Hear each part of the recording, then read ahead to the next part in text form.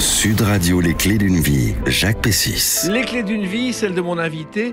Vous demeurez à l'image de vos personnages, vous changez, mais en restant le même. Vous pourriez faire la fortune des serruriers, car il faut en permanence refaire les clés, celles de votre vie. C'est la raison pour laquelle je vous reçois aujourd'hui pour les nouvelles clés de votre vie. Bonjour Patrick Sébastien. Oh, que c'est élégant, mon Jacques. On était en train de se dire qu'on se connaissait presque depuis 50 ans. Eh oui, mais quand on aime, on ne compte pas. Ben, quand on aime, on ne compte pas. Alors, vous faites partie des personnes très adorables, très formidables que j'ai croisées, qui me rappellent la très belle époque où il y avait beaucoup plus de bienveillance et de gentillesse. Voilà, mon ami. la bienveillance, vous l'avez. Et de conneries. Et de conneries. Et de conneries aussi. Alors, on va évoquer aujourd'hui votre actualité à travers différentes choses, parce que vous faites plein de choses en même temps, et bien sûr avec des dates. Et la première que j'ai trouvée, Patrick Sébastien, c'est le 20 avril 2021, car ce soir-là, vous faites pour la première fois du théâtre en streaming. Avec Le Secret des Cigales. Non, on l'a pas fait finalement. On l'a pas fait parce que on l'a annoncé partout. On l'a annoncé, mais on l'a pas fait. Je sais plus pourquoi on l'a pas fait. Ça a été reporté plusieurs fois. Ouais. Mais ben, tu sais, avec ce Covid, on a tout reporté. Et je te cache pas que le streaming, là, le machin, moi, ça m'emballe pas trop. Parce qu'on est seul dans une salle. J'aime bien le contact. Là, on a retrouvé le public, là. Avec plein de choses, avec le théâtre justement, avec la pièce en question, c'était Le Secret des Cigales. Voilà. Ça a été tourné, ça va passer bientôt sur Comédie. Et mon autre spectacle qui s'appelait Avant que j'oublie va aussi passer, est déjà passé sur Comédie et va passer bientôt sur C8. Bon, on va justement parler de tout ça. Alors d'abord, Le Secret des Cigales, c'est quand même une pièce étonnante parce que c'est un faux pagnol. Ah ouais, je m'étais amusé. J'ai écrit ça en 5 jours. Ah bon? Ouais. J'ai écrit ça en 5 jours, comme si quelqu'un avait guidé ma plume. Je me suis dit, tiens, je venais de voir Jean de Florette pour la 40e fois. Je me suis dit, je vais écrire un faux pagnol. Et j'ai écrit un faux pagnol en mettant tous les ingrédients, en mettant l'accent, évidemment, et puis en mettant le rire et l'émotion. Il y a beaucoup de gens qui pleuraient à la fin, parce que je suis un amoureux de pagnol. Je me suis refait récemment la trilogie. Je dois être un des seuls à adorer le jeu d'Oran de Mazis. Tout le monde disait qu'elle jouait faux. Moi, je trouvais qu'elle jouait parfaitement juste. Et la moralité, en un seul mot, de Pagnol, parce que c'est pas Marius qui a fait un enfant à Fanny, c'est Pagnol, en fait. Non, je suis un amoureux des mots. Je suis un amoureux du verbe. Donc, je suis forcément amoureux de Pagnol. Et puis les valeurs. Non, mais Pagnol, en plus, il y a des choses qu'il n'a pas mis dans ses pièces. Un jour, il va à la pêche avec René Clair. Il adorait la pêche à Saint-Tropez. Donc, René Clair, ne voulant pas aller sur le bateau, Pagnol veut lui montrer comment ça se passe sur un bateau. Et il enclenche la marche arrière en revenant. Sauf qu'elle marchait pas, il l'avait oublié. Donc, il a défoncé le port. Et il a dit, merci de m'avoir attendu. Et ça, c'est des choses du Midi. Car le Midi, c'est un langage très particulier. Ah, c'est un langage particulier. Là, quand j'ai écrit la pièce, j'ai mis il y a beaucoup d'images, il y a beaucoup de métaphores, il y a beaucoup d'exagération. Mais je revoyais encore la scène où Marius revient chercher son fils et que Panis l'a élevé, etc. C'est très actuel, c'est très à qui appartient l'enfant, est-ce que c'est celui qui l'a fait et comme il dit, c'est pas parce que le singe mange des bananes que le bananier est le père du singe. Enfin, il y a des choses humaines qui sont extraordinaires dans Pagnol. Et vous avez toujours aimé Pagnol, Patrick Sébastien? Toujours. Ouais, j'ai toujours aimé, je connais tout par cœur, évidemment. Non, mais les mots, au-delà de l'accent, au-delà de tout ça, c'est que des histoires de cul, en plus.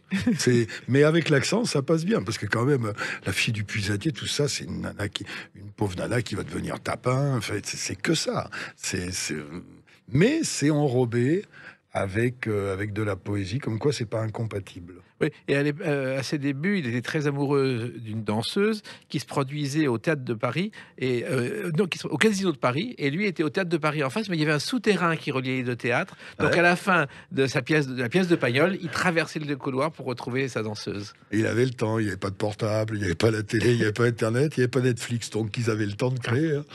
Et quelqu'un aussi qui est très lié à la Provence, c'est celui-ci. Le matin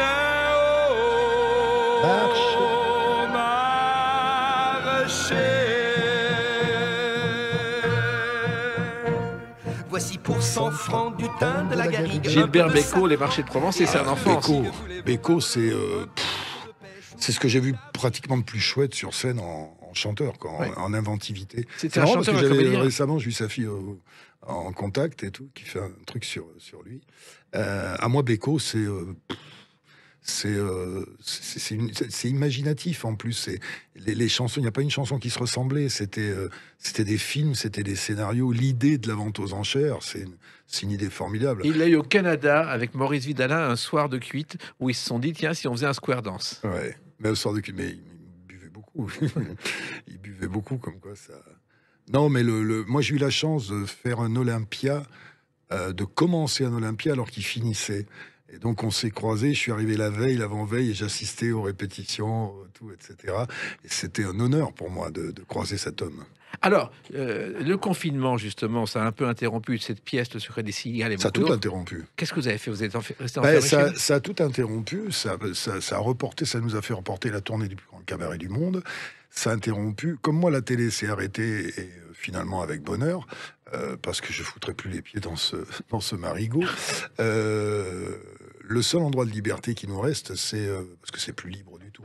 Le seul endroit. Je prends souvent l'image de dire que la télévision aujourd'hui, qu'on soit artiste, si on est artiste, chanteur, acteur, tout ce que tu veux, même les séries, c'est comme un peintre qui amènerait son tableau dans une galerie et le mec te dit oui, je vous prends le tableau, mais vous changez le bleu, vous mettez du rouge, vous mettez un cheval.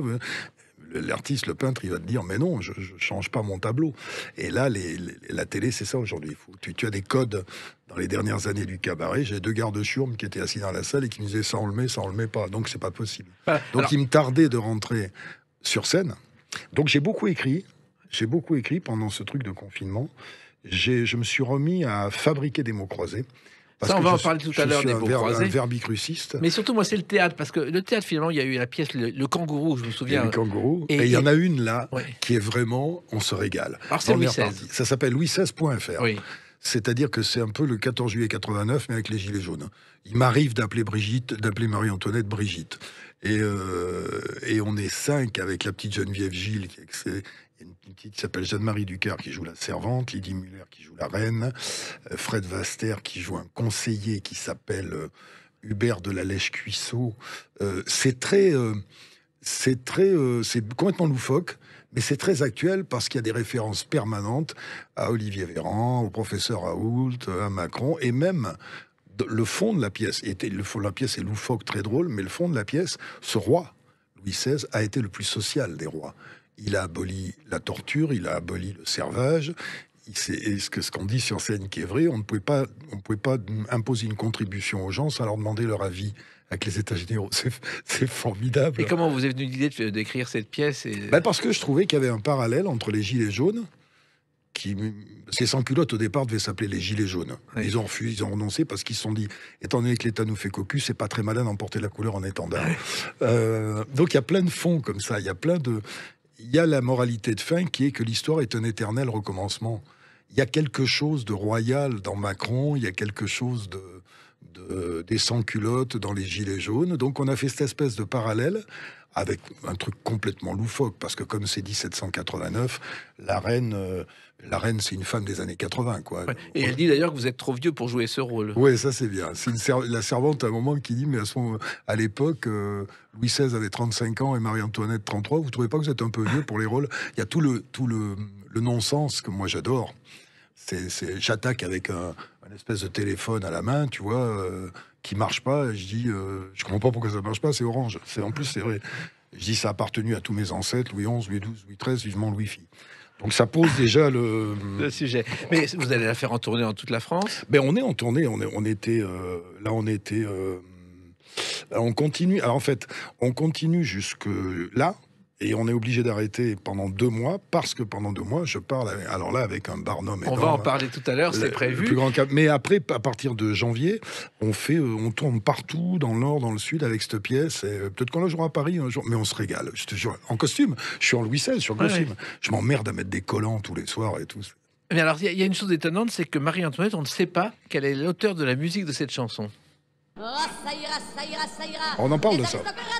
En fait, elle a composé la musique de cette chanson et le texte a été fait par un certain Lardal parce qu'il avait croisé Benjamin Franklin qui, en parlant Pas Benjamin Biolay, hein. non, Benjamin Franklin, bon. ouais, qui, en parlant des congrès, on disait « Ah, ça ira, ça ira, ça ira ». Et c'est né comme ça, et ça a été un chant révolutionnaire. Et Piaf l'a repris dans le film de Guitry, Si Versailles m'était compté. À la fin de la pièce, au moment où la chef des sans-culottes, qui est Geneviève Gilles, qui est une fille formidable, s'en va, je lui dis ça va aller, elle me fait ouais, ça ira. Ah, il dit c'est bien ça moi je suis un beau. Merci Barbelivien. Alors, voilà. Vous êtes roi, vous pourriez être président aussi. Vous l'avez déjà fait en 95 en vous présentant au présidentiel. Non, je me suis pas présenté du tout. Oui, mais vous aviez annoncé. Non, c'est une connerie, ça, voilà. J'ai jamais dit ça, puis j'ai pas du tout l'intention. Si, par contre, là, je fais un album qui s'appelle Le Président de la Fête. Et donc, je me présente officiellement à la présidence de la Fête. Ça ressemble beaucoup à tes farces de l'époque. C'est-à-dire que je suis pour la déconne en marche, la farce tranquille, oui. Et le chamboulement, c'est maintenant. Donc j'ai un programme. Moi, président, on va décerner un diplôme à chaque fêtard qui sera certifié par la faculté de s'en foutre. Oui. Moi, président, on va autoriser les jours de fête, tous les jours sans attendre les réveillons, etc. etc. Moi, président, on fait que des conneries. C'est un prétexte pour faire la promo de mon album qui s'appelle Le Président de la Fête et où il y a vraiment des chansons de fête formidables qui prennent bien la tête. Parce que l'air de rien, mes chansons, ils nous ont pas arrêté de me les critiquer, mais elles sont partout. Mais voilà, même dans les enterrements. Mais les sardines, au départ, vous ne pensiez pas que ce serait un succès et qu'aujourd'hui encore, on les chanterait partout. Ah mais non seulement on les chante partout, mais j'ai fait voir un truc récemment, on m'a envoyé des images où on les chante dans les enterrements. Les sardines, qu'est-ce qu'on est serré au fond de cette boîte? Je te ferai voir les images tout à l'heure. Et j'ai vu que Zemmour, l'autre jour en Corse, a été accueilli par « Ah, si tu pouvais fermer ta gueule ». Les mecs, ils avaient mis la sono à fond. Donc, c'est chansons populaires, c'est quand même bien que tes chansons descendent dans la rue. Là, j'en ai quelques-unes. J'en ai une qui s'appelle « Les pouces ». On a les pouces qui poussent, c'est le majeur d'honneur. C'est oui. Une chorégraphie avec les doigts. Et une autre qui s'appelle « Les grenouilles » qui casse bien les couilles. C'est très énervant. Oui. J'aime pas la chanson des grenouilles, j'aime pas... Le mauvais temps quand ça mouille, j'aime pas le gratin sur les nouilles et surtout j'aime pas qu'on me casse les couilles. Et je dédie la chanson à Benjamin Biolay parce qu'il faut de la qualité dans la chanson. Voilà. Et tout ça, c'est on se prend pas au sérieux. Et vous ne vous prenez pas au sérieux et vous continuez. On en parle dans quelques instants avec une autre date, le 3 septembre 2020. À tout de suite sur Sud Radio avec Patrick Sébastien. Sud Radio, les clés d'une vie, Jacques Pessis. Les clés d'une vie, ou plutôt les clés d'une nouvelle vie de Patrick Sébastien, parce qu'il n'y a que des nouveautés. C'est la 4e fois que vous êtes dans les clés d'une vie, et à chaque fois, il y a des nouveaux. Voilà. Mais tu sais, je veux rester vivant. Oui. J'ai dans mon album, la première chanson s'appelle Vivant. Et c'est on veut rester vivant et pas vivant de temps en temps, on veut tout traverser vivant. Ma manière d'être vivant, c'est de créer des choses. Alors après, dans ce que je crée, il y a du bien, il y a du moins bien, etc. Mais l'essentiel, c'est de faire. Voilà. On m'avait expliqué ça quand j'étais gamin. Tu sais, on est dans une société de juges. Dans mon village, avant, il y avait 3 petits vieux sur un banc et 2 mamies derrière les carreaux qui jugeaient 400 mecs qui bossaient. Aujourd'hui, il y a 200 mecs sur le banc, 200 derrière les carreaux, il y en a 4 qui bossent. Voilà. Moi, je préfère créer. Voilà. Alors, vous créez, mais le passé reste en création, puisque le 3 septembre 2020, vous êtes revenu à la télévision sur C8 avec Les Années Sébastien. Enfin, je suis pas revenu. C'est-à-dire que C8 m'a sollicité en me disant « Est-ce que ça vous intéresse qu'on rediffuse ?» Moi, j'y reviendrai jamais. Oui. Ça, je te le dis tout de suite. Je ne refoutrai pas les pieds comme animateur. Tout ça, c'est fini. C'est derrière moi pour 2 raisons. D'abord, c'est que la télé d'aujourd'hui n'est pas faite pour moi et je suis pas faite pour elle. Ils me veulent pas et moi, je veux pas non plus. Donc, ça tombe bien. Et puis, j'ai passé l'âge. Je sais que je pourrais faire encore des choses, mais ils estiment que j'ai été un homme blanc de plus de 50 ans, je te dis, vous les faites rien. Pas. Je suis un homme, c'est pas ma faute, je suis blanc, c'est pas ma faute, j'ai plus de 50 ans. C'est puni par la loi, tu sais, oui. Normalement, ça. Mais non, bon, tant pis. Mais on m'a proposé de rediffuser. Et comme je possède à peu près 10 000 séquences, j'ai dit, d'accord, hier encore, j'ai enregistré des plateaux pour diffuser, je pense qu'il va y avoir un cabaret une émission à moi tous les vendredis jusqu'au 31 décembre. Sur C8, oui. Ça risque de continuer. Et on a même enregistré les plateaux d'un documentaire qui s'appelle Patrick Sébastien, découvreur de talent, où je montre tous les gens que j'ai trouvés ou que j'ai aidés. Alors, le talent, on vous l'a découvert sur la première télévision. Je me souviens, c'était le 6 août 75 dans Limousin Actualité. Non mais alors ça, on me sort ça, je m'en souviens même plus. Si. On me balance des... J'ai vu la séquence. Hein. Oui, j'ai vu, mais moi j'ai horreur de ça. En fait, ma première vraie... C'est pas une télé pour moi. C'était un reportage sur une tournée que je faisais avec l'Auvergne qui chante. Je me rappelle, je dormais dehors, parce qu'on n'avait pas de thunes. Je dormais dans une couette au bord des rivières. C'était magnifique. C'était une tournée avec Jean Ségurel, des accordéonistes. Et j'étais accompagné au piano par le père de Dominique Farrugia. Et c'était en 75, ouais. Non, ma première vraie télé, c'est avec Guy Lux. Bien sûr, Et Système Sophie 2. Darel, Système 2, ouais.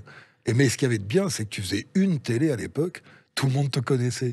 Il y a des mecs aujourd'hui, ils ont fait 400 télés, on ne sait pas qui c'est. Bien sûr. Mais Guy Lux, c'était vraiment un génie dans le genre. Bon, il Il n'y a pas de génie dans nos métiers. il inventait des jeux qu'il était incapable d'annoncer à la télévision. Donc Je ne sais même pas si lui, il les comprenait. Non, il ne les comprenait pas. Eh Mais... bien, bonsoir, vous allez multiplier le chiffre de la chanson par le nombre de téléspectateurs qui seront tirés au sort tout à l'heure par Maître Jonâtre.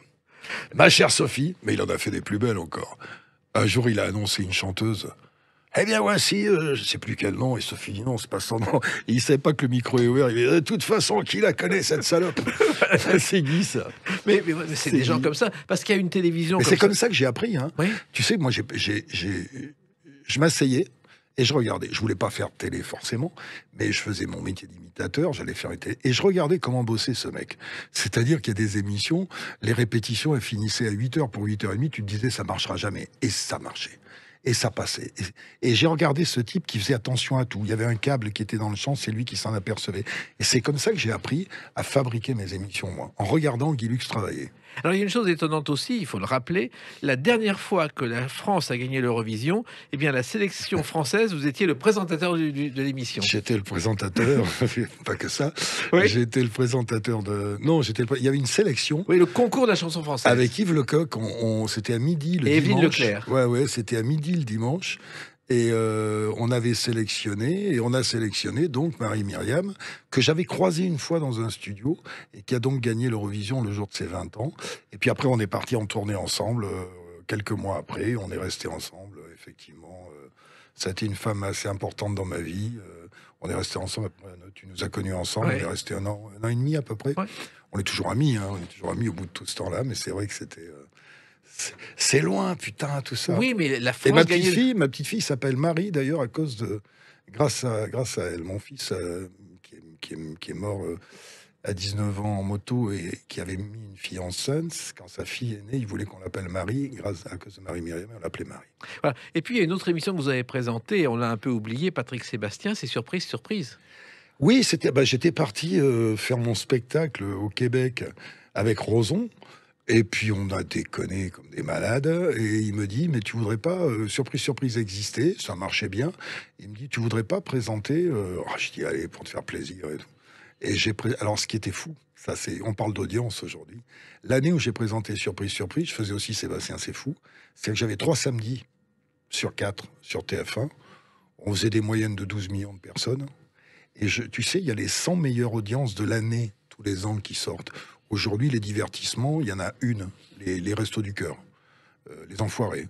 Mais à l'époque, je crois que c'est en 88, sur les 100 meilleures audiences de l'année, j'en ai 50 avec mes émissions. Entre Sébastien C'est Fou, Surprise, Surprise. Non, c'était sympa, mais c'était du plateau, hein, il n'y avait rien de... Oui, mais enfin, Sébastien C'était C'est avec Fou... Béliveau. Oui, mais Sébastien C'est Fou aussi, c'est resté dans toutes les mémoires. C'est une même- des rares émissions que j'ai pas inventées, parce que il y a 2 émissions que j'ai présentées que j'ai pas inventées. C'est Surprise, Surprise, donc on m'a demandé de venir le faire. Et l'école des fans que j'avais repris un moment pour m'amuser, juste parce que je trouvais que cette idée était géniale. Par contre, toutes les autres, je les ai créées, Voilà. inventées. Et Sébastien C'est Fou, justement, on se souvient encore du générique. Ah ouais, putain. 88. Ouais, exactement. Et là, vous avez inventé une nouvelle télévision, Patrick Sébastien. Non, c'est dans Carnaval d'abord. Carnaval en 84, je me suis dit on va péter un câble, quoi. On va prendre des gens complètement à contre-emploi, on va leur faire n'importe quoi. Et ça, c'était nouveau, déguiser le public. Et je me rappelle qu'on avait commencé le premier Carnaval avec un type qui avait été champion d'Europe de boxe, qui faisait un combat de boxe contre Guichard, qui chantait la tendresse en se battant avec lui. C'était un truc. C'était Georges Descrières, sociétaire de la Comédie Française, qui arrivait sur le plateau en Chantal Goya pour déclamer Bécassine, c'est ma cousine. Voilà. Donc on était dans le faisons n'importe quoi. Et c'est vrai que ça, il n'y avait pas l'audimat, le médiamat à l'époque. La première de Carnaval, elle a fait 22 millions de personnes. C'est quand même un truc de fou, avec des moyens très... On s'amusait, voilà. Et les artistes jouaient le jeu. Ce qui n'est pas le cas aujourd'hui. Parce Bien que là, sûr. si tu veux demander à un artiste de se déguiser, il faut passer par 18 attachés de presse qui vont calculer son image, l'effet que ça aura. Donc ça, c'est plus possible. Mais même, ce qui est plus possible à faire, c'est le grand bluff, parce que vous avez là totalement innové. Aujourd'hui, on ne pourrait pas imaginer quelqu'un se déguisant et faisant une émission de télévision de C'est ce pas genre. tellement ça, c'est que le grand bluff a été possible parce qu'il n'y avait pas les réseaux sociaux. On a pu tourner pendant 2 mois sans que personne soit au courant. Aujourd'hui, tu pièges quelqu'un, 5 minutes après, c'est sur les réseaux. Donc ton truc est baisé, quoi. Comme Mesrahi, quand on a fait Raphaël, il fallait qu'on en enregistre plein avant de le montrer. On a réussi à passer tout un été sans que personne ne sache qu'il faisait ça. S'il y avait une personne qui avait dit il est en train de piéger les gens, c'était fini, on ne pouvait plus le faire. Donc c'est un des inconvénients, et puis un avantage aussi, parce qu'au moins le record d'audience risque de tenir longtemps. C'est vrai que le Grand Bluff, c'est le record d'audience hors foot. Oui. C'est resté la meilleure audience de télé jusqu'en 98, jusqu'à la finale de foot. 17 millions et demi, 78% de part de marché. Et c'est pour ça que moi, j'ai pas de... Sur la télé, j'ai tenu le cabaret pendant 22 ans. J'ai pas d'aigreur, j'ai rien du tout. J'ai bien Non. bossé. Et aujourd'hui, vous avez votre chaîne YouTube. Ouais, mais ça, c'est à part, ça n'a rien à voir. Tu vois, quand on est sur C8, on fait 600, 700 000 personnes. Ils sont contents, ils sont très, très contents, parce que c'est bien, tout a changé. Tout a changé. Moi, j'ai connu les époques où tu faisais 8 millions de personnes sur TF1, tu te faisais engueuler. Oui. Ils disaient, mais qu'est-ce que c'est que cette merde? Pourquoi vous avez fait que 8 millions? Mais cette chaîne YouTube, c'est une chaîne que vous faites souvent la nuit chez vous. Ouais, j'ai un ami en plus qui s'appelle Sonny, qui est mon webmaster, qui me permet de balancer des trucs. Et encore, je m'en occupe pas suffisamment, mais on essaie de passer d'abord du catalogue, parce qu'on a plein d'images qu'on repasse.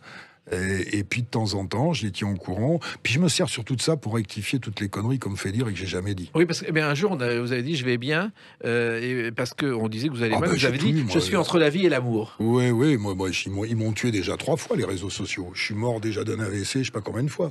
Faut arrêter de croire ce qu'il y a dessus. À chaque fois que je fais une interview aujourd'hui, ils prennent là, ils m'ont trouvé un truc sur Nagui ou je sais pas quoi, histoire des clash. Il n'y a pas de clash du tout, il n'y a rien du tout. Voilà, il y a des sites nauséabonds qui sont les sites numériques. Attention, ça n'a rien à voir avec les journaux. Les sites numériques de Voici, Gala, Le Point, etc. Il y a des mecs qui s'emploient et qui cherchent la phrase, la petite truc qui va pouvoir foutre le bordel. Et après, on s'étonne d'avoir une société violente. Alors, comme on ne peut pas changer le monde, moi, je m'en fabrique un autre, à Voilà. part. Mais sur cette chaîne, vous avez même conseillé aux gens de respecter les gestes barrières pendant le confinement. À l'époque, oui, en faisant le professeur Raoult. Car vous êtes le sosie de Raoult. Hein. C'est-à-dire que si je mets les cheveux en avant et si je prends tes lunettes, si tu me passes tes lunettes, tiens, passe-moi tes lunettes, tu vas voir. Je vais te le faire comme il y a des caméras. Je vais le faire rien que pour toi. Voilà, à la radio, donc je suis en train de passer mes lunettes à Patrick Sébastien. Moi, j'ai pas grand-chose à faire, tu vois. J'ai juste à mettre, les cheveux comme ça. J'ai juste à mettre les lunettes, tu vois. Oui. Et puis, tu as, voilà. Et là, t'as le professeur Raoult. Voilà, c'est extraordinaire. Je vais faire une photo. Ça te va? Voilà, c'est parfait. Mais Il est possible même qu'il fasse une apparition dans ma tournée du plus grand cabaret du monde. Vous l'avez rencontré déjà, le professeur Raoult? Non, jamais. Jamais. Jamais, mais je le fais suffisamment bien. Et je l'ai fait dans d'autres occasions que je ne peux pas te raconter ici. Mais voilà, il y a des produits à la chloroquine qui sont très efficaces. Voilà, ça c'est autre chose. Ça, c'est dit. Écoutez, c'est la première fois qu'on fait de la radio et de la télé. On fait de la... Ben oui, mais quand on en profite, on m'a dit qu'il y avait des caméras. Oui. Non, mais tout ça, tu sais, c'est de la farce. Moi, je survis. J'ai 68 balais, j'ai vécu à peu près tout. Je suis content parce que, comme toi, j'ai rencontré mes idoles. On a eu la chance, ensemble, de rencontrer des gens absolument formidables. Moi, je rêvais de les rencontrer quand j'étais gamin. Donc ça me suffit à mon bonheur. Voilà. Après, le reste, c'est du rab. Ah bah le reste c'est du rab et du bon rab. On en parle dans quelques instants avec une autre date, le 17 juin 2021. À tout de suite sur Sud Radio avec Patrick Sébastien. Sud Radio, les clés d'une vie, Jacques Pessis. Sud Radio, les clés d'une vie, celle de mon invité Patrick Sébastien. Encore une nouveauté dans votre vie. Le 17 juin 2021 est sorti le premier numéro d'un magazine qui s'appelle Je vous aime, J-E-U-X. Ouais, c'est le groupe CMI qui m'a contacté parce qu'il savait que d'abord je suis un amoureux des mots. Et des mots croisés. Et des mots croisés parce que je suis un verbicruciste, c'est-à-dire que le cruciverbiste est celui qui résout les mots croisés. Et le verbicrucis, c'est celui qui les fait. Et il se trouve que, je sais que tu travailles au Figaro, il y a un homme que j'aimais énormément, qui est mon maître, qui s'appelait Michel Laclos. Tout à fait. Et on m'a fait le plus beau compliment récemment en disant vos grilles, c'est du Michel Laclos moderne. Alors là, ça m'a touché, tu peux pas savoir. Alors ça, c'est très marrant parce que c'est un truc très intime, tout ça. Je fabrique ces mots. Ça m'a beaucoup aidé pendant le confinement, d'ailleurs. Et je fabrique de mots croisés avec des définitions que j'essaie d'être les plus astucieuses possibles. Tu vois, c'est-à-dire que, par exemple, je sais pas, barrière de corail avec un C majuscule, c'est passage à niveau. Oui. Tu vois, il faut toujours aller chercher le double sens derrière. J'ai une définition, je sais pas, Corée du Sud, C-H-O-R-E, c'est flamenco. Voilà. Donc tous ces trucs-là, ce qui fait que quand les gens qui sont les cruciverbistes avertis qui adorent ça, quand ils trouvent, ils font putain, mais bien sûr que c'est ça, évidemment. La nuit que j'aime beaucoup, c'est Jo Bassin. J-O, en majuscule, Bassin. C'est piscine olympique. Voilà. Voilà, c'est logique. Et à chaque fois, on dit c'est logique. Alors, il y a ces mots croisés qui amusent beaucoup. Ils sont raides, hein. Oui. Et donc, le groupe CMI m'a proposé de faire... Je suis tombé sur une fille formidable qui s'appelle Stéphanie Laure. Je sais pas si tu la connais. Oui, elle était ici Paris à une époque. Ouais, qui est la nièce de Clo-Clo, Oui. qui est une fille formidable. Et toute l'équipe qui travaille avec moi. Je suis rédacteur en chef. C'est quelque chose que je n'avais jamais fait. Oui. Donc, il y a 50 pages de jeu. Et le reste, j'ai voulu que ce soit à mon image. C'est-à-dire que c'est que des reportages positifs. Plein d'espoir. Bienveillant. Sur la résilience, sur la bienveillance. J'ai fait un interview de Jean Dujardin pour la première, un grand entretien avec Jamel pour la... Là, j'ai fait Élodie Gossuin, parce que c'est une fille formidable qui va au-delà de l'image traditionnelle de Miss France.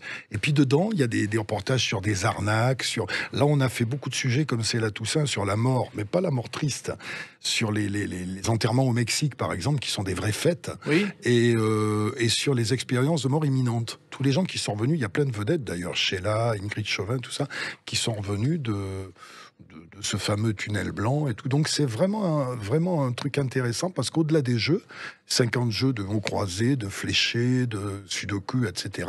Mais il y a vraiment, c'est un bel objet. Oui, et les mots croisés, bon, il y a Michel Laclos, mais il faut pas oublier Tristan Bernard. Il y a tous ces gens-là, oui. Puis il y a un monsieur aussi que j'aime beaucoup, c'est celui qui fait les mots croisés de Télérama, Oui. qui s'appelle Marc Aussitôt, qui est devenu un ami. Et on part... Ah, c'est étonnant que je te dise...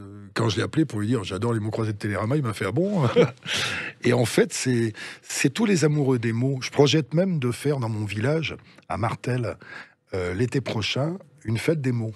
C'est très en route, où on va réunir, on va faire des impros, on va faire des concours de mots croisés, les gens qui ont fait des manuscrits sans être édités vont pouvoir les proposer. Tout tourne autour des mots. Et des invités, ça serait merveilleux d'avoir un Lucchini, tu vois. Oui, alors j'en reviens aux mots croisés parce qu'il y a une légende qui dit que vide les baignoires et remplit les lavabos. Entracte. C'est Tristan Bernard, c'est faux. Ah bon? C'est une certaine Renée David qui a écrit, qui a trouvé Cette cette fameuse définition. Voilà. Et il y a aussi Roger Laferté qu'il ne faut pas oublier. Et qui a Capellovici. Et Roger Laferté a inventé les mots fléchés. Et Capellovici a été un personnage des Jeux de 20 heures. Et Max Favalelli, 70 000 cases, 70 000 grilles. Et il y en a eu... 70 000 grilles. Oui. Moi, Laclos mettait 2 jours pour faire une grille, voilà. Une grille de vin. Moi aussi, je mets à peu près ça. C'est-à-dire, alors, il y a le magazine. J'en termine avec Favalelli parce qu'il y a une définition, c'est qu'est-ce qui est en haut quand la femme est en bas? Qu'est-ce qui est en haut quand la femme... Ça doit être les portes Jartel. Les Jartel, exactement. Voilà. Donc, tu vois, je ne connaissais pas, mais on a une logique tout de suite. Et quand tu me dis en bas, je comprends très bien qu'en bas, c'est pas forcément le sens en bas, mais en bas... Alors, vous dites dans ce magazine, effectivement, dans l'édito, dans le numéro 1, Patrick Sébastien, que c'est un magazine de résistants. Oui, c'est un magazine de résistants, parce que la bienveillance, c'est une résistance aujourd'hui. C'est ringarde. Tu sais, quand j'ai fait mon bouquin sur la bienveillance, j'ai eu toutes les peines du monde à trouver de la promo à faire. J'aurais fait un bouquin sur les histoires de cul du showbiz, je pouvais passer partout. On est dans une espèce de buzz où le sensationnel, le vide de sens passe partout. Et la résistance, c'est les bons sentiments. Et pour moi, c'est la clé. La bienveillance, l'optimisme, la résilience, c'est de la résistance aujourd'hui, parce qu'on est on est à l'époque des influenceurs. Tu te rends compte? J'ai pas besoin qu'on m'influence pour savoir ce que je pense. Oui. On est et dans la politique, je t'en parle même pas. Là, le cinéma qu'ils font là. Nous, les résistants, c'est des gens qui sont accrochés à des valeurs. On va les traiter de ringards. Un mec comme moi, ils vont dire c'est un boomer. Oh, tu es un boomer et tout. Mais va te faire enculer, jeune con. Voilà, t'as envie de leur dire ça. Rentre dans ta coquille. Non, c'est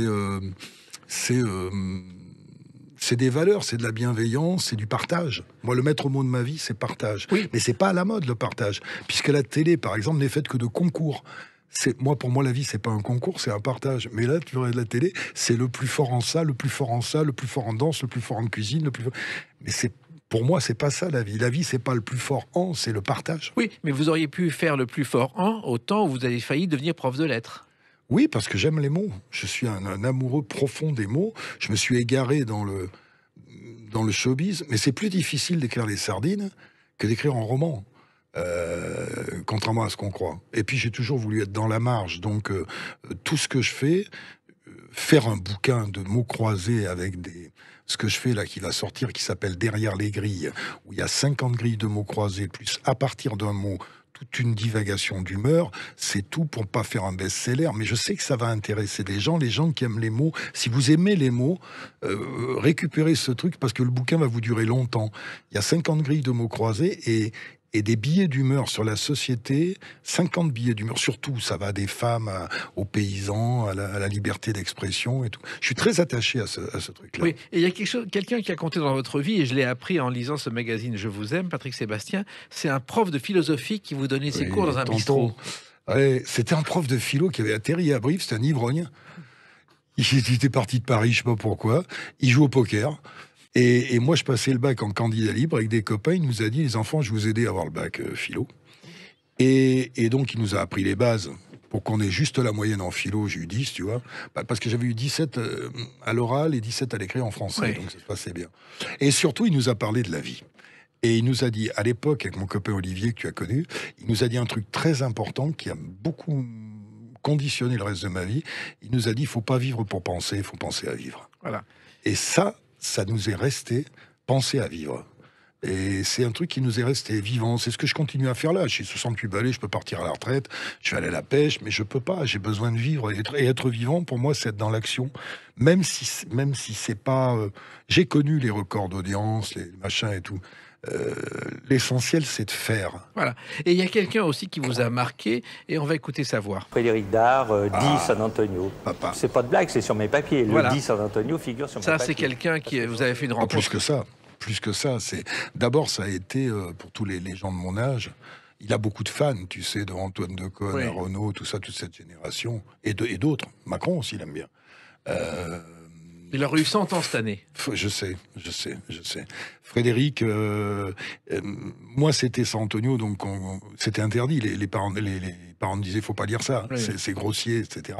Donc on lisait ça en cachette, et puis on lisait derrière les lignes. C'est-à-dire qu'il y avait c'est un peu ce que j'ai fait après. Il y a la connerie, il y a Bérurier, il y a le cul, il y a de ça, mais derrière il y avait un humanisme extraordinaire qui nous a beaucoup inspiré. C'était l'homme le plus gentil de la Terre. Et puis un jour, c'est plus que ça. Moi, c'est l'homme qui m'a le plus impressionné. C'est l'homme le plus bienveillant que j'ai rencontré. Quand je dînais avec lui, c'était un repas d'amour, quoi. Miss Monde, elle pouvait passer, je m'en foutais complètement. J'ai jamais vu un homme avec une humanité pareille. Et en même temps, un dégoût de l'humanité. C'est-à-dire qu'on partage ça. Sa phrase de chevet, moi je l'ai citée 100 fois, c'est la mienne. C'est la sienne, mais je l'ai adaptée. C'est « Je suis un vieux fœtus blasé, ma vie m'aura servi de leçon, je recommencerai plus jamais ». J'adore cette phrase. Et puis c'est lui aussi qui a dit à propos d'un deuil, si j'avais su que je l'aimais autant, j'aurais aimé davantage. Ça, c'est des phrases extraordinaires qui m'ont porté l'écriture. Et puis ce côté, on en a parlé souvent ensemble, ce côté clown, tu sais, méprisé. San Antonio, on disait c'est de la littérature de gare, vous comprenez, oui. À part que c'est le mec qui vendait le plus.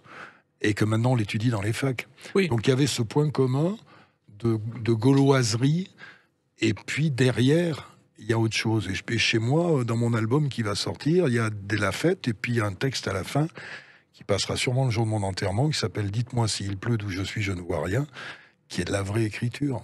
Mais tout ça sans forfanterie, sans prétention. On est là pour distraire les gens. Voilà, notre chemin à nous, c'est d'essayer de faire le plus de bien possible. J'aurais jamais imaginé qu'en essayant de faire autant de bien, on en prenne autant plein la gueule. mais le chemin, c'est de faire du bien aux gens et de se faire du bien à soi pour la même occasion. Alors, il y a quelqu'un aussi que vous évoquez dans ce journal, Je vous aime, quelqu'un dont on entend la voix. Mais un face-à-face, d'accord, mais moi tout seul. Non, peignez pas, là, il n'y a rien à peigner. Oui, mais je ne suis Car pas un une jour, à l'Olympia, votre grande surprise, De Funès est dans la salle et il a payé sa place. Là, tu sais, tu te rappelles, il y avait le bar romain À côté, oui. Et je passe pour aller manger au bar romain, je descends à la salle en dessous, et le mec me dit, t'as vu, il y a De Funès là, où je dis pardon. Et je remonte en courant, et il est là en famille, il fait, je suis venu vous voir. Est-ce que je peux venir vous voir dans la loge après? C'est le plus beau jour de ma vie. Je te jure, je m'en souviendrai toute ma vie. Il est assis au 9e rang. Il a fait la sieste l'après-midi pour venir me voir. Déjà, De Funès qui vient me voir, c'est quelque chose que... Tu sais, j'ai eu des premières d'Olympia où j'ai eu des gens, je me suis dit, mais c'est pas moi, je me pince, tu vois. Un jour, le rideau s'est ouvert, j'avais Morgan et Ventura qui se tenaient la main au premier rang. Et là, il y avait De Funès dans la salle. Et ce qui était marrant, c'est que je l'imitais. Et tout le public de l'Olympia, ils étaient 2000, ils ne regardaient que lui. Parce que je faisais, regardez, il est là, il est là-bas, il est tout petit, il est là-bas, et puis il est là aussi. Et je voyais qu'il faisait, oh. Et puis après, ce que je raconte dans le magazine, parce que je raconte l'histoire de certaines photos, il est venu avec moi dans la loge, il a viré tout le monde, et il m'a parlé pendant une demi-heure, et je lui dois beaucoup de ma carrière d'après par rapport à tout ce qu'il m'a dit ce soir-là, en toute intimité, sur le métier, et sur la manière de le faire, et sur la manière de ne jamais renier d'où on venait, et de faire toujours des choses populaires, quelles que soient les insultes et quelles que soient les critiques. Ce qu'il a fait non sans mal, mais dès le début, il avait de l'humour. Il a travaillé dans sa vie chez un fourreur quand il était jeune, et il a été viré pour avoir martyrisé le canari du directeur. Oui, je savais pas ça. Ouais. Je savais qu'il a été pianiste de bar. Oui, mais bien avant, il a fait que des bêtises. Et puis surtout, sa carrière a démarré très tard. Mais oui. Et on l'accusait, on disait c'est un comique grimacier. Aujourd'hui, les mômes l'adorent. C'est un génie. Bon, Oscar, c'est un chef-d'œuvre de jeu, et ils ont mis des années avant de le reconnaître. Il a débuté par hasard un soir parce que Daniel Gélin, dans le métro, lui dit il y a une audition demain, un casting pour La Tentation de Barbizon, et après il a fait tous les seconds rôles possibles. Ah oui, je les ai tous. J'ai les DVD où il a des petits rôles de 5 minutes, où elle a les cheveux en l'air, la moustache, il parle comme ça, avec l'accent. Et après, quand il a trouvé ce personnage infâme avec les petits et mielleux devant les grands, il est tellement d'actualité, ce personnage. Tu croirais une photo de l'Élysée. Oui. Pas pour Macron, pour tous ceux qui tournent autour. Non, mais il est tellement actuel. Et puis je connais des fans, mais je limite d'ailleurs quand je fais la pièce de théâtre louis16.fr avec Marie-Antoinette, je suis très fort quand elle n'est pas là, et quand elle est là, on m'abiche. Alors, il y a Louis XVI, mais il y a aussi le plus grand cabaret du monde. Surtout. On en parle dans quelques instants avec une autre date, le 30 octobre 2021. À tout de suite sur Sud Radio avec Patrick Sébastien. Sud Radio, les clés d'une vie, Jacques Pessis. Sud Radio, les clés d'une vie, celle de mon invité Patrick Sébastien. Donc, 30 octobre 2021, enfin la tournée adaptée de cette émission. Ah oui. Ça, c'est le gros morceau. Le plus grand cabaret du monde sur scène, c'est une folie. C'est une folie. C'est une folie que le producteur Thierry Bartin a pris le risque de faire. On m'avait proposé longtemps de faire cette tournée du plus grand cabaret du monde, mais tant qu'on faisait la télé, j'ai dit je le ferai pas tant qu'on fait la télé. Et puis là, on devait le faire l'année dernière. Et en fait, c'est une folie, mais c'est un spectacle magique, quoi. On est 98 sur la route. Sur scène, on est 50. J'ai fait venir, il y a des Colombiens, des Brésiliens, il y a des Ukrainiens. On a eu du mal d'ailleurs, il a fallu se battre avec les vaccins, le Spoutnik, il n'était pas homologué, il a fallu faire des Pfizer par-dessus. Mais on a tout le monde. On a tout le monde et on a un spectacle magique. C'est-à-dire que c'est ce qu'on faisait dans le plus grand cabaret du monde sans les inviter aux tables. Moi, je vais faire Monsieur Loyal, c'est-à-dire que je vais monter sur scène, je vais présenter de la scène, en meublant le temps qu'on fasse certaines installations, parce qu'il y a quand même quelques installations, il y a beaucoup de choses sur roulette, mais il y a quelques installations. On attaque le spectacle avec une troupe fantastique qui s'appelle les Swing Latinos, qui sont allés en finale d'Incroyable Talent aux États-Unis. L'histoire est très belle parce que c'est des petits Colombiens qui ont été récupérés dans la rue par un mec et qui en a fait des danseurs. Et aujourd'hui, ils dansent avec Jennifer Lopez. Voilà. Et là, ils seront avec nous. Alors, ils vont attaquer, comment je vais dire ça, ils vont attaquer la première partie. Et ils attaqueront la deuxième partie, à moins que Zemmour les renvoie chez eux à l'entracte. Mais normalement, ils seront là en deuxième partie. Et il y a trapéziste, magicien, il y a magicien français, parce que Dany Larry n'était pas libre, donc c'est Kim Silver qui va faire des trucs. J'ai pris des trucs très spectaculaires. Et le dernier numéro du spectacle, il y en a que les gens... Il y a les clowns, Fou Magali, oui. Et le dernier numéro du spectacle, il y a un numéro de Lanière où il y a tout. C'est exceptionnel. C'est un couple. Ils sont beaux, la mise en scène, la performance. Il y a du frisson, il y a tout. Donc j'encourage tout le monde à venir faire une parenthèse magique. J'ai le trac, hein, parce que c'est la première fois que je pars vraiment. Ça me rappelle quand j'étais gamin que le cirque Pinder passait dans les villes, tu sais, avec des numéros de cirque, avec le jeu des 1000 francs, même avec des vedettes. Et le fait d'emmener cette troupe, parce que c'est une vraie aventure, c'est une belle aventure qu'on va attaquer. Dans tous les zéniths, on passe dans toutes les salles, on passe à Paris, au Dôme, début novembre, Oui, 7 7 et 8 novembre. 7 et 8, 3 jours même, je pense. Et on repassera, je pense, en décembre. Alors, ce qui est étonnant, c'est qu'effectivement, c'est la tradition du cirque. Vous parlez du cirque avec... C'est du cirque et du musical, parce que Oui. le cabaret n'est pas complètement le cirque. Il n'y a pas d'animaux, par Non, exemple. non. Mais en même temps, il faut savoir que le premier cirque du genre, c'était le Grand Cirque de France de Radio Luxembourg, qui se promenait dans toute la France avec le Radio Circus. Ouais. Et il y avait une émission, le Qui tout double de Zappy Max. Oui. Et un jour, un candidat vient au château de Chantilly pour pour jouer au Qui tout double, et il gagne de quoi ouvrir son association. C'est l'Abbé Pierre, et c'est comme ça qu'Emmaüs C'est est comme né ça en qu'Emmaüs est né. 52. Ah putain, je savais pas. Ça, c'est une belle histoire. Voilà. Il a gagné 10 000 francs de l'époque, 1 million de francs au qui tout double. Et après, il est passé avec son chapeau dans la salle. C'était la première. Et les gens ont rajouté l'équivalent d'1 million. On fera pas ça. On peut, je sais pas, on peut faire ça pour la campagne électorale de Mélenchon. Je sais pas. Non, mais c'est vraiment ce qui m'intéresse. Encore une fois, comme tu dis, je pourrais être à la retraite. Je veux faire des choses que j'ai pas faites. J'en ai fait tellement de choses. Je fais les galas, je vais repartir aussi cet été avec mes musiciens, mes danseuses pour chanter les sardines. Ça s'appelle 30 ans de fiesta. On va faire ça partout, sur des places où il y a 10 000 personnes.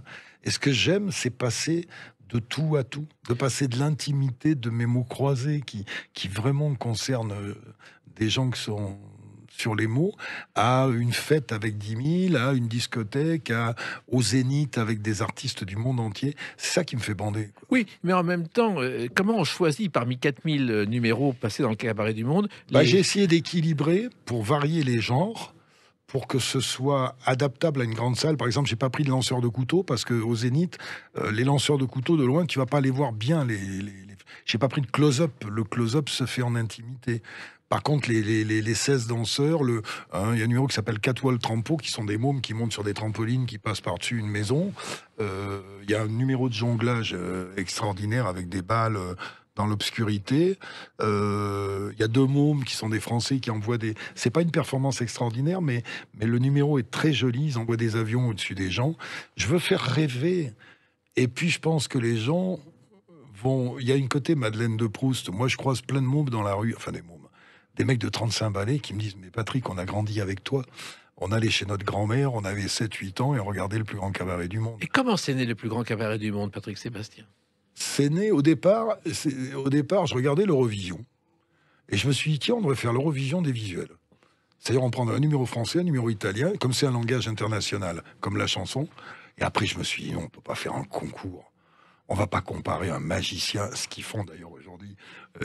Encore une fois, la vie n'est pas un concours. On va pas comparer un magicien avec un acrobate.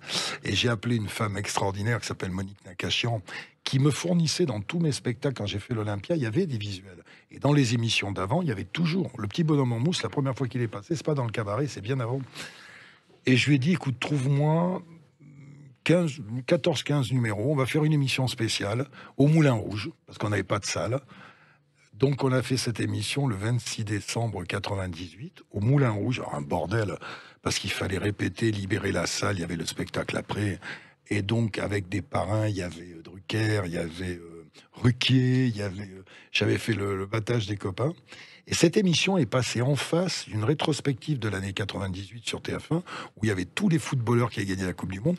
Et on n'a perdu que d'un tout petit point. Donc là, France 2, qui est très courageux, m'ont dit, on va en faire 3 de plus. À part que j'étais coincé, je ne pouvais pas le faire au Moulin Rouge. Et là, j'ai pris un risque de producteur. J'ai dit, on va construire le Moulin Rouge en studio. Voilà. Donc si on fait 3 émissions, on va perdre un pognon fou.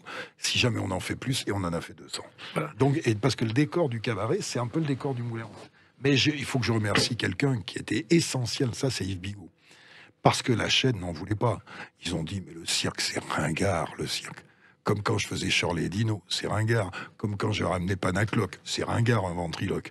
Ils sont bien, ces mecs. Hein. Ils ont un sens du public extraordinaire. Mais c'est vrai que d'abord, le Moulin Rouge, celui qu'on connaît aujourd'hui, vous avez tourné, il date des années 50, parce que le premier Moulin Rouge, c'était les Jardins de Paris, juste à côté. C'était un éléphant où il y avait un spectacle à l'intérieur, dont le Pétomane, inoubliable, et Yvette Guilbert, et à côté, il y avait le Cancan. Et c'est après que il y a eu le Moulin Rouge de Mistinguett, qui est le cinéma, et aujourd'hui, il y a le Moulin Rouge que vous connaissez. Et il y a une anecdote que je vais te raconter, que toi qui es un spécialiste des anecdotes, tu sais que je suis un amoureux des synchronicités, des hasards.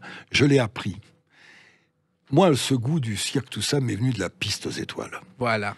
La piste aux étoiles, le contrat de la piste aux étoiles, c'est signé dans les coulisses du Moulin Rouge.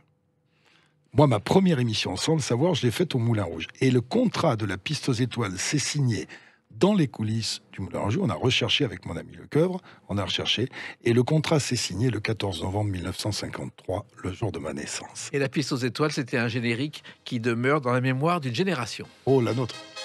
Bernard Hilda, le seul chef d'orchestre qui dirigeait l'orchestre, le dos à l'orchestre. Exactement. En regardant la caméra. Mais ça, tu vois, pour nous, les vieux, c'est magique.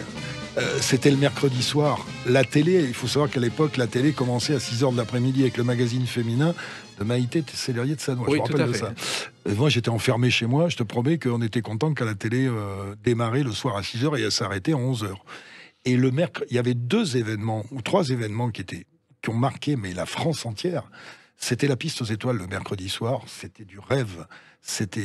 Et d'ailleurs, ma maman m'a acheté la télé parce que j'écoutais la piste aux étoiles à travers la cloison. Tu vois, il y avait 5 colonnes à la une et il y avait du catch vendredi soir avec Roger Coudert. Oui. Et ça, pour le peuple, on faisait encore des émissions de télé pour le peuple. Voilà. Et la piste aux étoiles, c'est un homme qui s'appelait Gilles Margaritis, qui avait commencé au music hall avec Roger Caccia. Il faisait un numéro les Chesterfield, où il était une sorte de violoncelliste, et Caccia faisait un numéro de piano. C'était totalement absurde. Et beaucoup d'humoristes se sont inspirés de ce numéro aux États-Unis. Bien sûr. Et la piste aux étoiles, c'était une succession. Quand on regarde, moi j'ai revu des numéros qui sont très actuels, des numéros de main à main, des clowns, c'était les Barrios à l'époque, qui étaient des invités récurrents. Il y avait du trapèze, il y avait des animaux aussi, il y avait des faux. Et je crois qu'on m'a raconté qu'il y avait 2 pistes. Oui. Parce que comme l'émission était en direct, ils ne pouvaient pas installer, ils installaient sur une autre piste avant de... Mais moi, je suis passionné par les circassiens. Moi, je viens de vivre 22 ans de télé avec les plus grands cabarets du monde, des gens qui viennent d'abord de tous les pays. Donc, on n'est pas enfermé dans notre petite culture française. J'ai côtoyé des Chinois, des Russes. Je parle pas bien la langue, mais on se comprend sur plein de choses. J'ai jamais eu un problème d'ego avec ces gens-là. J'ai eu des problèmes d'ego avec les mecs qui étaient aux tables et qui trouvaient que la ventilation était trop forte. Oui. Mais avec les artistes qui risquaient leur vie, parfois sur scène, j'ai jamais eu le moins de problèmes. Et ça me fascine. Ça. Mais pendant des années, il y avait très peu d'artistes de music-hall à la télévision. Il y avait le Lido qui en prenait certains, le Moulin Rouge, et le Crazy Horse avec Macronet, qui était un magicien qui faisait des numéros totalement ratés, mais extraordinaires à la fin parce qu'il faisait des numéros ratés et qu'on a pu voir dans les Tontons Flingueurs. Exactement. Qui fait partie d'un des porte-flingues. Et vous avez réhabilité le cirque parce qu'à la télévision, ça n'existait pas. Et les artistes... je sais que beaucoup de gens de cirque et de cabaret, il y a plein de cabarets, me remercient parce que c'est comme quand j'ai le premier générique d'une de mes émissions sur la scène, ça a été une musique gitane parce que j'avais croisé Chico et les Gypsies et que ça, j'ai réhabilité effectivement. C'est pas moi qui fais les numéros, mais c'est vrai que j'ai permis à des gens du cirque ils me sont éternellement reconnaissants. Je sais qu'à Las Vegas, ils voulaient me filer mais je voyage pas, j'y vais pas, ils voulaient me filer une espèce d'Oscar au nom de tous les artistes de cirque du monde entier. Le dernier cabaret qu'on a fait le 31 décembre avec TV5, ça fait 70 millions de personnes. Et il y a une personne qui a décidé qu'il fallait que ça s'arrête. Voilà, c'est tout. Mais c'est pas grave, on l'a fait. On l'a fait et je suis vachement content de l'avoir fait. Comme quand j'ai attaqué les années bonheur et les chanteurs des années 80, personne n'en voulait. Stone et Chardin, tout ça, ils n'en voulaient pas. Et c'est ça qui a lancé un petit peu cette mode, après qui a débouché sur la tournée. J'étais pour rien dedans, mais la tournée Star 80. Donc je suis assez content d'être précurseur dans tout ça. Alors l'avenir maintenant, puisqu'il n'est pas question que vous preniez votre retraite, Patrick Sébastien. Mon avenir est derrière moi. Oui. Non. mon avenir, c'est de faire des choses tant que ma santé me le permettra et que mon souffle le permettra. Je continuerai à monter sur scène. La télé, rediffuser des vieilles émissions, oui, mais à moins qu'il y ait un miracle du ciel qui fasse que d'un seul coup la télé redevienne libre, qu'on puisse y dire ce qu'on veut, mais j'y crois pas beaucoup, et qu'on puisse arriver à faire des vraies émissions, plutôt qu'aujourd'hui, c'est faire le maximum de gens avec le minimum de frais.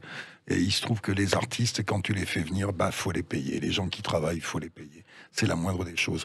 Donc l'avenir, c'est survivre, c'est continuer à faire mes chansons à la con, que j'aime beaucoup, c'est continuer à faire mes mots croisés, c'est être...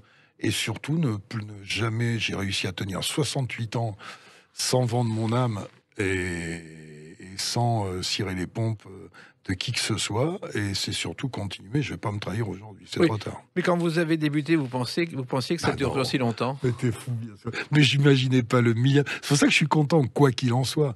Mais j'imaginais pas non plus que ce serait une bagarre à ce point-là. Ah bon? Ah ouais. J'ai 68 balais. Je suis encore obligé de me battre pour obtenir des trucs. Tu peux pas savoir. Il y a des mecs qui en ont fait 1000 fois moins que moi. Ils ont toutes les portes ouvertes. On leur fait des statuts. Moi, je suis obligé de me battre pour tout, tu vois. Mais c'est bien, parce que j'aime ça. J'aime la bagarre et je me battrai jusqu'au bout. Et puis un jour, je décrocherai. Mais le jour où je décroche, je suis mort, parce que j'aime bien aller à la pêche, mais je veux pas passer ma vie à aller à la pêche. Non, on préférait faire d'autres poissons.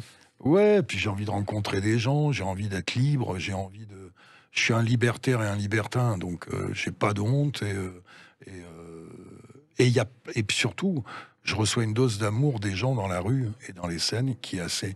Autant le petit monde, le microcosme des élites me chie sur la gueule, autant les gens dans la rue sont gentils avec moi et me font le plus beau compliment finalement qu'on pouvait me faire.